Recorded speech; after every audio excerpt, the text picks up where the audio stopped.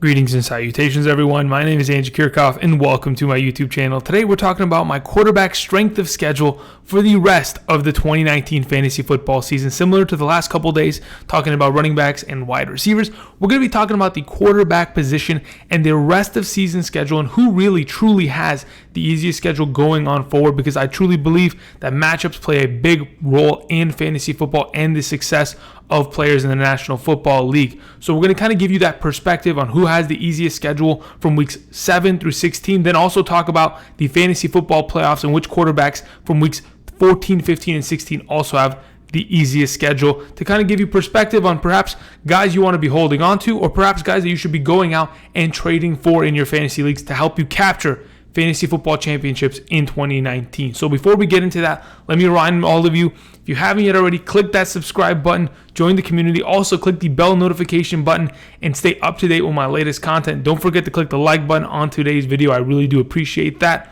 And don't forget, there are timestamps down below on typically every video, but I don't know if there will be this one.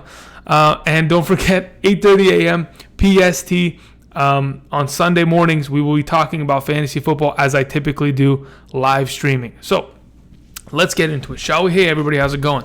So really quickly, you typically see these on a daily basis in terms of my videos, in terms of talking about the quarterback position. When I talk about the quarterback position, it's typically in 6-point per passing touchdown formats, because that's typically what I run. In almost every league. There are a couple leagues that I do run, 4-point per passing touchdown. In those leagues, quarterbacks who can run the ball are often higher valued, etc. But to kind of give you some perspective going forward on which teams are giving up the most points to opposing quarterbacks on a weekly basis on average in 6-point per passing touchdown leagues, that is to the left of me here in this graphic. So it kind of gives you some perspectives on which defenses are really tightening up and which defenses, the Dolphins, the Cardinals, and the Falcons, who can't play defense and really are just getting torched by opposing quarterbacks. So now that this is kind of settled and you have a perspective of this, like I typically do in calculating it, the way that I've structured this, if in fact you play the Miami Dolphins, you get 1 point. If you play the New England Patriots, you get 32 points.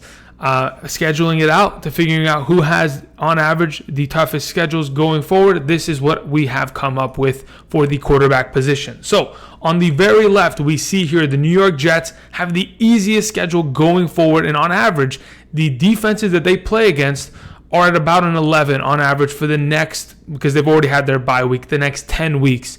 On the very bottom of the screen, we see that the Kansas City Chiefs, unfortunately, Patrick Mahomes, like we talked about wide receivers yesterday, Patrick Mahomes attached to them, they have the toughest schedule going forward for the rest of the 2019 season. So to kind of give you some perspective, a couple things that really pop out to me from weeks 7 through 16 for the rest of the season. Obviously, I've been talking about the Jets. I've been talking about the Bills to an extent, because these teams, not only do you get to play against the Miami Dolphins twice, each of them, but there are other games also in their schedule that really make it extremely easy for them. If we don't, for all of you who remember, the New England Patriots started off this season with an extremely easy schedule. I'm sure you all remember that, especially those of you who own or played against the New England Patriots defense. Going forward, now finally the Jets and the Bills will have that easy strength of schedule, and those are two guys, Sam Darnold, who is on the thumbnail, and Josh Allen, we're going to be talking about to an extent in a bit, but also a couple other names that want to be thrown out. Again, the teams from the NFC South, Tampa Bay's at 3, Carolina at 7, New Orleans at 10. Where are the Falcons? At 20. Unfortunately, the Falcons got a little bit tougher matchups going forward, but all in all, still, the NFC South shootouts will be commencing after Week 10, as I mentioned yesterday. Other than that, a couple surprise names. We have the Steelers up there. Imagine if Big Ben was playing. Imagine that. But Mason Rudolph, we're going to look into him. The Jacksonville Jaguars. If in fact, Nick Foles comes back and Minshew goes into the backup role, there could be a little bit of a chance in which we could see some Nick Foles action and potentially, be able to invest in a guy like that who's definitely not owned. The 49ers, that's a little bit sketchy considering the fact that, hey, they don't really have too many wide receivers. Sure, they can feed the ball to their plethora of running backs or George Kittle in the passing game. Garoppolo could find value there, but again, not as enticing of a play, and especially the Tennessee Titans going forward with Ryan Tannehill. We don't know what that offense will present. The Indianapolis Colts, fantastic. Jacoby Brissett, probably not owned in all of your leagues. That's a great play.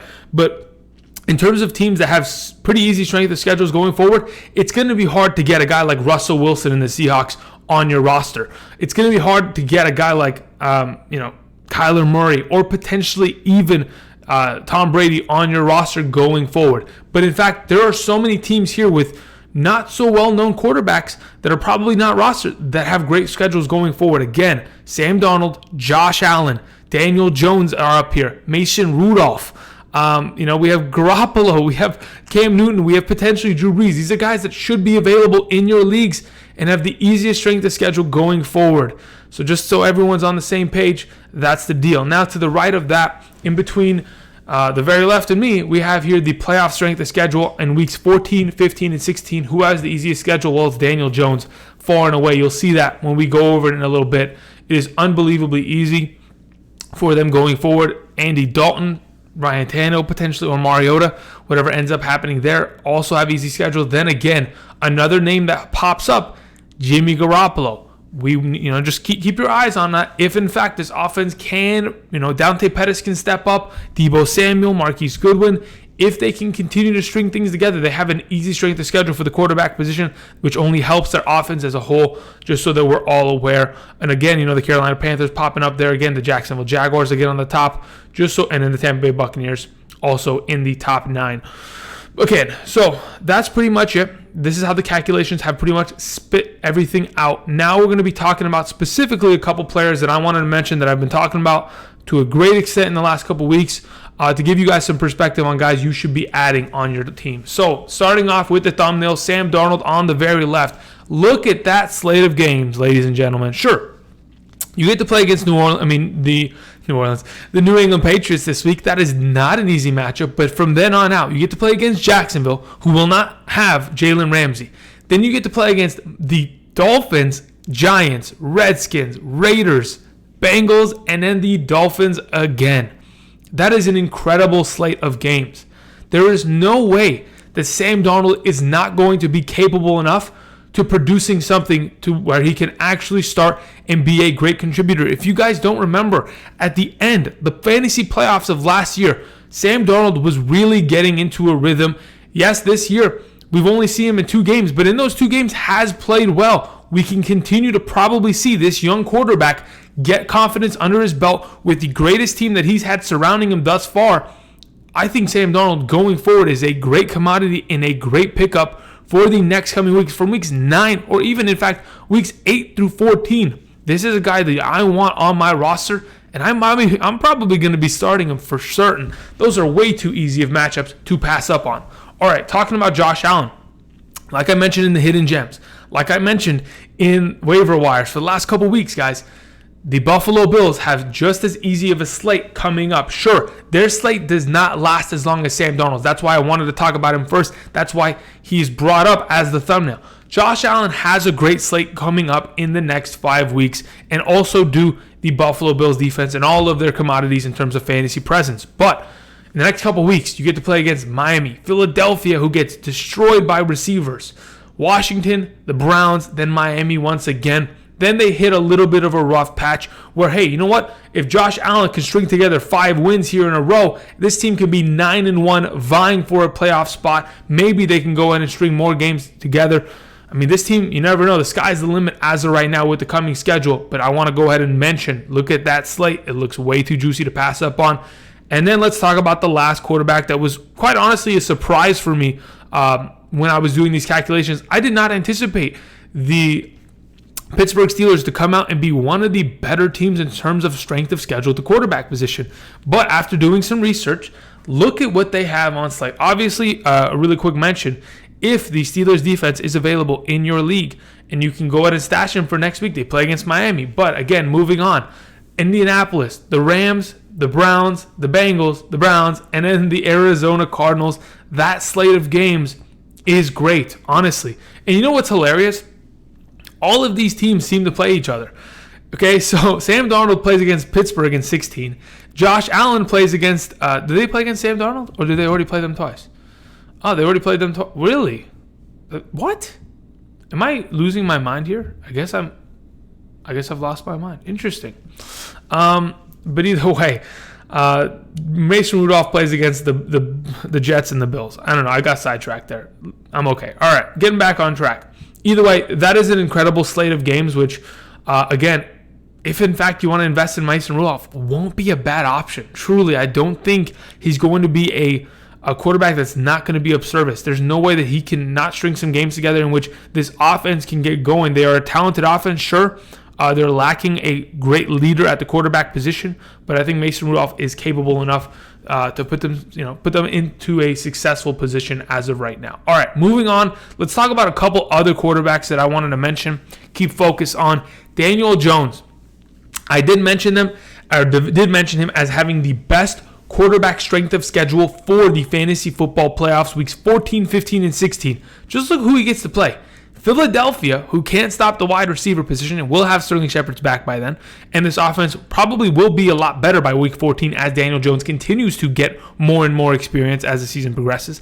Then he plays against Miami and Washington in the final 2 weeks of the season. This is a guy that could truly win you a fantasy championship. Daniel Jones, who is not owned in many leagues. I mean, even this week, you could pick him up and play him against Arizona. He's going to be a top 10 quarterback play this week. Sure, the following weeks after that, he gets a bye week. But then the fantasy football playoffs, this is a guy that you want to pick up, stash, eventually, so that in the fantasy football playoffs, when you are competing for a championship, can hold on and potentially really win you something. Especially if you're with a inconsistent quarterback, or you don't have a quarterback that you like. You don't have a Mahomes, you don't have a Deshaun Watson or a Russell Wilson or a Lamar Jackson. You could pick up a guy like Daniel Jones, run them in there, especially in the playoffs. It could be a lot of success coming in your direction. All right, moving on. Speaking of the NFC South, really wanted to go ahead and talk about these two guys. Cam Newton, after week 10, like I mentioned, it becomes ridiculous. He gets to play against Atlanta, New Orleans, Washington, Atlanta, Seattle, Indianapolis. Those are going to be shootouts. Cam Newton, if he can return in the next couple weeks, he's a guy that is probably not owned in many leagues. That he's probably potentially even been dropped by many leagues. He can come back and potentially help this team make the playoffs, and in these matchups score a lot of fantasy points because we know what he's capable of doing once he's healthy with his legs, with his arm. The guy is a great quarterback. He's not too many years removed from being the MVP of the National Football League. He can get back to that place as long as he's healthy. He's got one of the most talented groups of receivers and offensive linemen that have surrounded him in many years now, and I could really see the sky's the limit for Cam Newton going forward. The last quarterback that I wanted to specifically mention, Jameis Winston. Guys, if in fact, Jameis Winston had a 6-turnover game this past week in London. If in fact in your league, Jameis Winston is at any point dropped, I believe he is a pickup, or potentially you could go and trade for a guy like Jameis Winston, because once he comes off of bye, sure, you have the tough matchup against Tennessee, but then it is easy pickings going forward. They are not going to replace Jameis Winston like they did Marcus Mariota. Jameis Winston is probably going to be re-signed as the future quarterback of this organization. I promise you, from weeks 9 through 16, he is going to prove to the National Football League and to the Buccaneers why he deserves an extra contract. Sure, sometimes when it rains, it pours for Jameis Winston, but I promise you that also goes the opposite direction. When he's raining down touchdowns, he's going to pour on the points. Him, Godwin, Evans, OJ Howard will eventually get back on track. I expect this offense to be fantastic. Look at that games. Look at the schedule. So damn easy going forward. And I'm really excited about the NFC South, especially Jameis Winston going forward. Anyway, just wanted to get everybody up to date on that. Be on the same page. Again, a lot of quarterbacks here that are not owned in many leagues. I know a lot of teams in your leagues may be stashing an extra quarterback on bench for bye weeks, but the chances of where one of these guys is not available, I think there's a pretty good chance that you can go ahead and scoop one of these guys up. Specifically, obviously, I want Darnold, I want Allen for the next couple weeks, and then eventually, Jameis Winston looks like a great option. Breeze, Newton. And then eventually, if I have to, Mason Rudolph, maybe he can string something together there and be a pretty decent quarterback play going forward, just so that we're all on the same page. That's what we're looking for. In terms of anything else, in terms of the quarterback position, I want to go ahead and talk about the more difficult matchups and why I still believe in some of these other quarterbacks.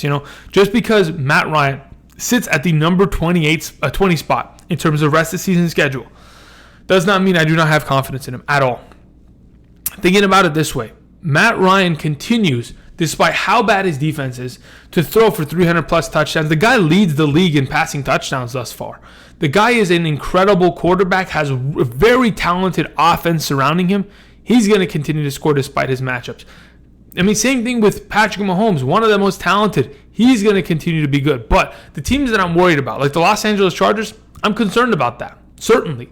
Right? I'm concerned about the idea of like Carson Wentz having a tough schedule, because I don't technically believe these guys have played up to par of what they should have by now. The Texans, not worried about them. Lamar Jackson, I'm not worried about him, because Lamar Jackson, Deshaun Watson, they have the ability to extend plays with their legs and be able to grant value in other places that some of these other quarterbacks, Wentz, Rivers, cannot do so, just so that we're on the same page.